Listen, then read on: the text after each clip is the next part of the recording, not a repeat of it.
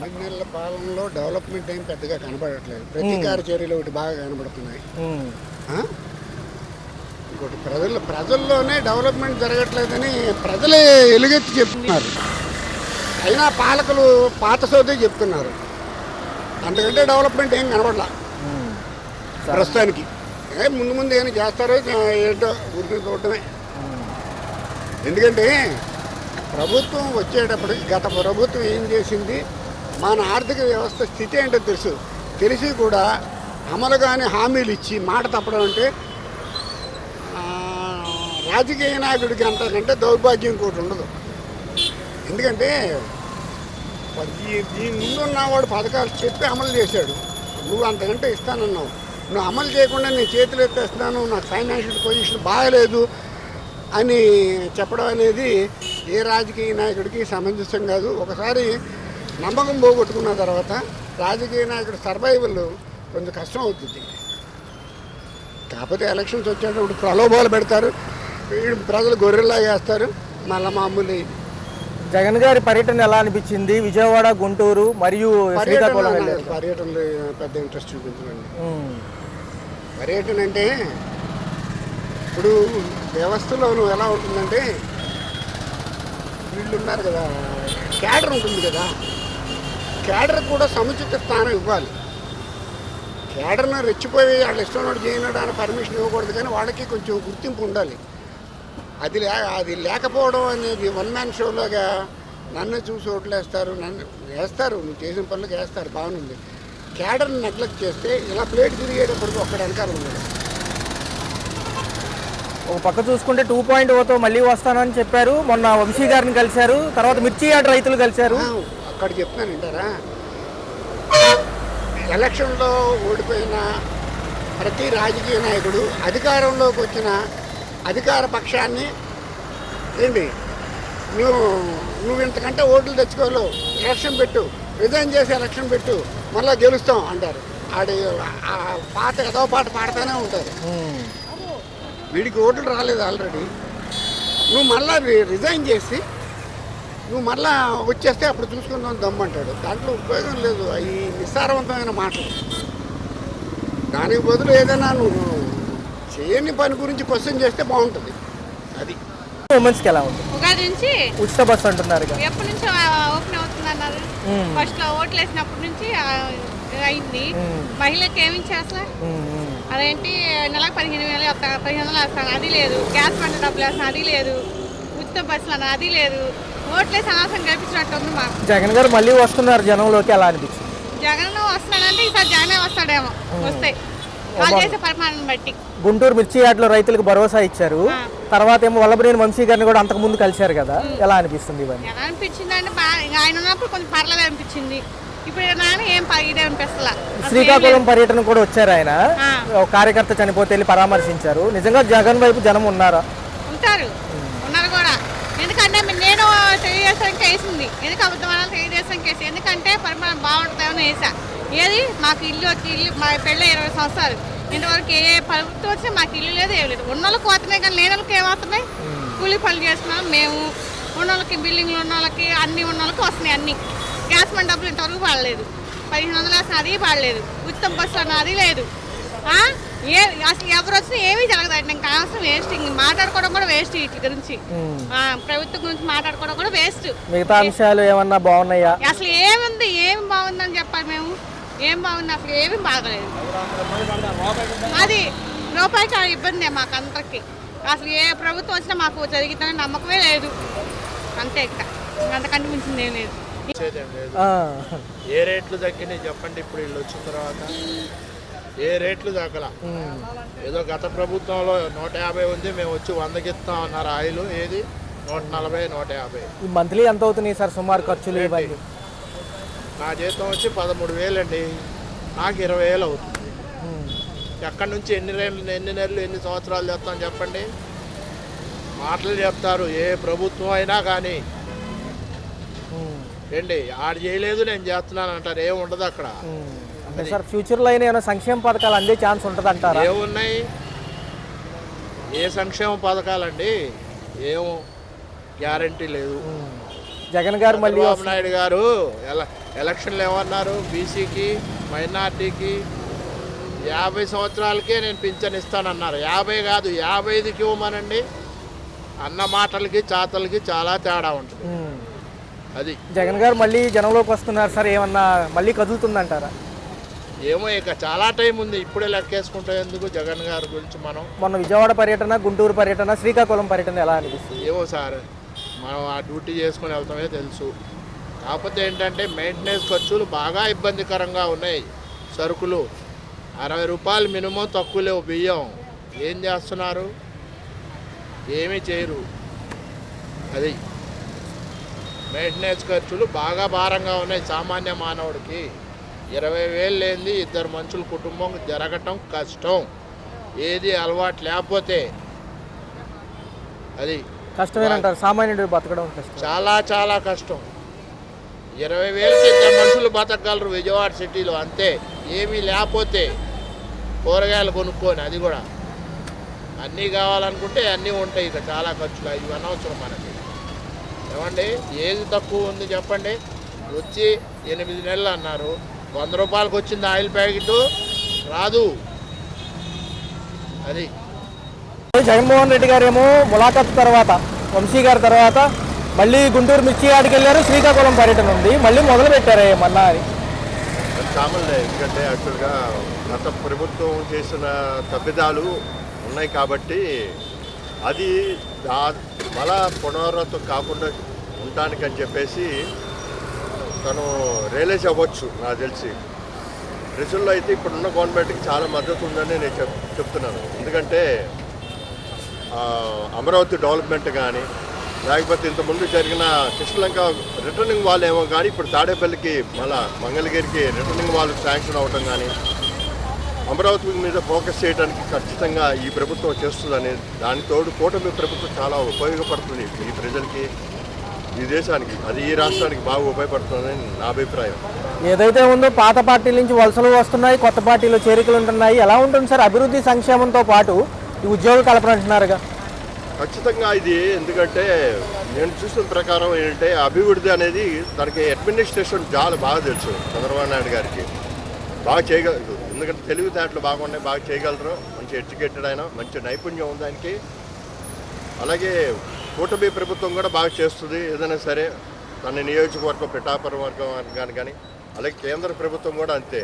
ఇప్పుడు ఈరోజు మనకి హైకోర్టు నుంచి ఉత్తర్వులు వచ్చినాయి, ఏది వెహికల్కి హెల్మెట్ లేకపోతే ఎలా ఉన్నది. ఖచ్చితంగా అది అమలు పరిస్థితి చాలా బాగుంటుంది హెల్మెట్ అనేది. అలాగే ఎప్పుడైతే ఇన్సూరెన్స్ లేదో పెట్రోల్ మీకు కొట్టవని అన్నారు. ఇన్సూరెన్స్ అంటే పెట్రోల్ ఖచ్చితంగా, అంటే రెవెన్యూ అనేది రావడానికి ఛాన్స్ ఉంది గవర్నమెంట్, కేంద్ర ప్రభుత్వానికి కానీ రాష్ట్ర ప్రభుత్వానికి కానీ. అభివృద్ధి పథకాల్లో వెళ్తానికి చాలా ఛాన్స్ ఉందని నా అభిప్రాయం వ్యక్తపరుస్తున్నాను. మీ పరంగా చూసుకుంటే మీ సొంత అభిప్రాయంగా ఏమేమి అంశాలు బాగున్నాయి, ఏమేమి బాగున్నాయి? అంటే ఆర్థికంగా అయితే రాణించగలుగుతుందని చెప్పేసరికి కేంద్ర ప్రభుత్వం రాష్ట్ర ప్రభుత్వం ఉమ్మడిగా పనిచేస్తుందని చెప్పేసి నేను నా అభిప్రాయం వ్యక్తపరుస్తున్నాను. ప్రభుత్వాలు వస్తున్నాయి కదా, అవుతాయి అంటారా? కొంచెం ఖజానాలో డబ్బులు ఉండటం వల్ల టైం పడుతాయి అంటారా? సంక్షేమాలు లేకుండా ఏదైనా ఆక్యుపేషన్ వాళ్ళకి వృత్తులు ఏర్పాటు చేస్తేనే మంచిది. అంటే ఏం లేదు సార్, ఈ 4 years చూడాలి. ఏవైనా గతంలో ఆగిపోయిన సంక్షేమాలు కానివ్వండి, వర్కులు కానీ మళ్ళీ ప్రారంభించారు. ఇవన్నీ అవుతాయి అంటారా? ఖజానా తక్కువ ఉంది అంటున్నారు కదా budget. Capable person, right person కూర్చున్నారు, డెఫినెట్గా అవుతుంది, నో డౌట్. జగన్ గారు మళ్ళీ జనంలోకి అంటున్నారు. మొన్న వచ్చారు విజయవాడ, తర్వాత గుంటూరు వెళ్ళారు, నిన్న శ్రీకాకుళం పర్యటన. మళ్ళీ ఏదన్నా ఒక ఫోబియా లాగా మళ్ళీ వస్తారా ఒకేసారి అని? Less chances. సార్ ఎలా ఉంటుంది సార్ అడ్మినిస్ట్రేషన్, ఎలా అనిపిస్తుంది? 9 months అవుతుంది దగ్గర.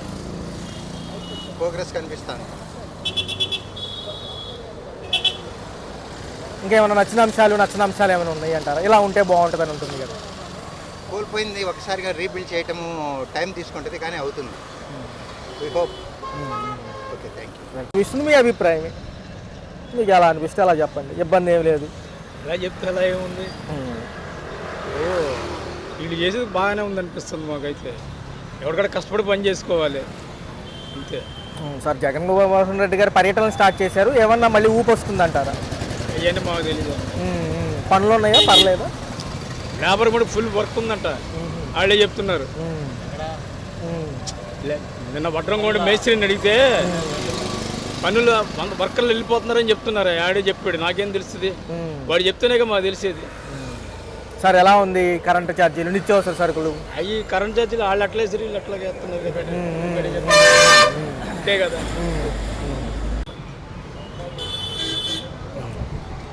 ప్రభుత్వం మొన్నకండి స్టార్ట్ అయింది, మెల్లిగా అవుతాయి పనులు. కొద్దిగా చిన్న చిన్న ఇబ్బందులు వస్తున్నాయి. చెప్పినవి గవర్నమెంట్ చెప్పినవి ఇంకా చేయలేదు.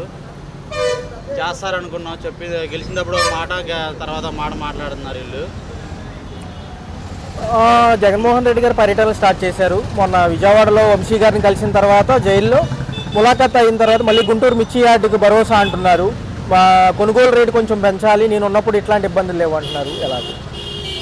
అది ఎవరు గవర్నమెంట్ ఉంటే వాళ్ళ గురించి చెప్పుకుంటారుగా మరి, అంతే మరి. శ్రీకాకుళం కూడా వెళ్ళడం జరిగింది, ఎలా అనిపించింది? అంటే జనంలోకి జగన్ వచ్చినట్టేనంటారు? జగన్ వస్తే ఎవరి క్రేజ్ వాళ్ళకి ఉంటుందండి, జగన్కి తిరిగి ఉండదు. పవన్ కళ్యాణ్ గారు ఎందుకు కొంచెం కామ్గా ఉంటున్నారు ఈ మధ్య? పవన్ కళ్యాణ్ గారు అంటే అతని పని అతను చేసుకుని పోతున్నాడు. ఏం చేయాలన్నా రూపాయి లేదు, ఎన్ని మాట్లాడాలన్నా ఎన్నన్నా సరే అలా భరాయిస్తున్నాడు. ఏమంటే డబ్బుల్లో అంటున్నారు, ఇబ్బందుల్లో ఉంది గవర్నమెంట్ అంటున్నారు. అంటే జగన్మోహన్ రెడ్డి బిల్లు ఏమో బాగా ఎక్కువ వేసేస్తున్నారు సార్. మధ్య తరగతి వాళ్ళు బాగా నలిగిపోతున్నారు, భయంకరంగా విపరీతంగా వేస్తున్నారు కరెంటు బిల్లు. అమ్మఒడి వేస్తా అంటున్నారు, ఇంకా అవ్వలేదు. చెప్పిన పథకాలన్నీ చేయట్లేదు గవర్నమెంట్.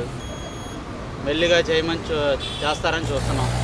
ఇంకేమైనా అంశాలు ఉన్నాయా మీకు నచ్చినవి నచ్చనివి? వాలంటీర్కి పెడతా అన్నారు, వాలంటీర్కి పెట్టట్లేదు. 10,000 ఇస్తాం పెడతా అన్నారు, పెట్టలేదు.